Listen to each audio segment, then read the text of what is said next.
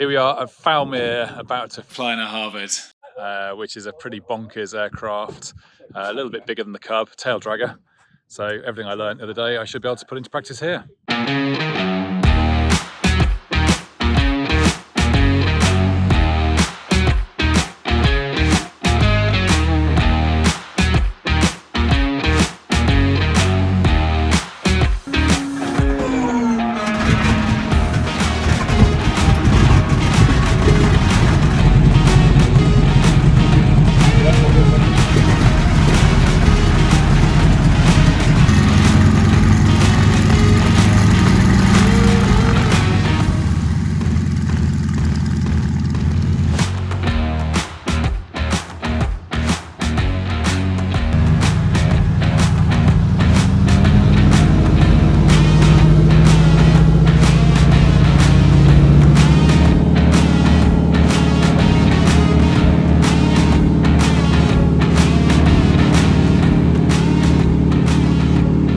It's my first time flying in an old warbird, and just getting in and seeing all the instruments, the airframe, the controls, everything was so cool, so authentic. And I know that sounds crazy because of course it's going to be authentic, but it really is a beautiful piece of history.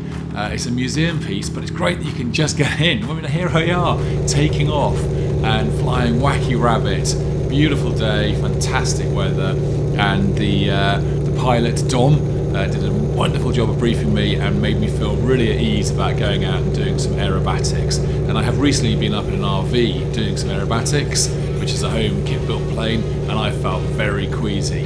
But out in this, and in Wackey Wabbit, in this awesome Harvard, it's so graceful. The transition from level flight to doing some hard turns, some steep climbs and dives, and the barrel rolls. It was so straightforward. I didn't once feel unwell, didn't once feel queasy.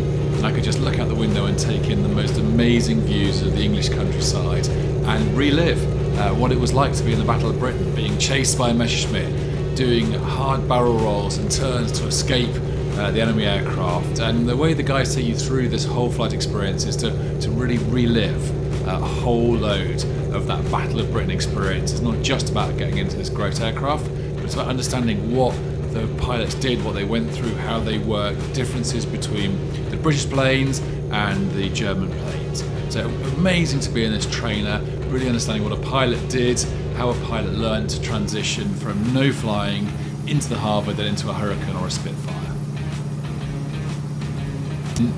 I can't recommend enough getting out and flying in the Harvard, doing some of the aerobatic flying.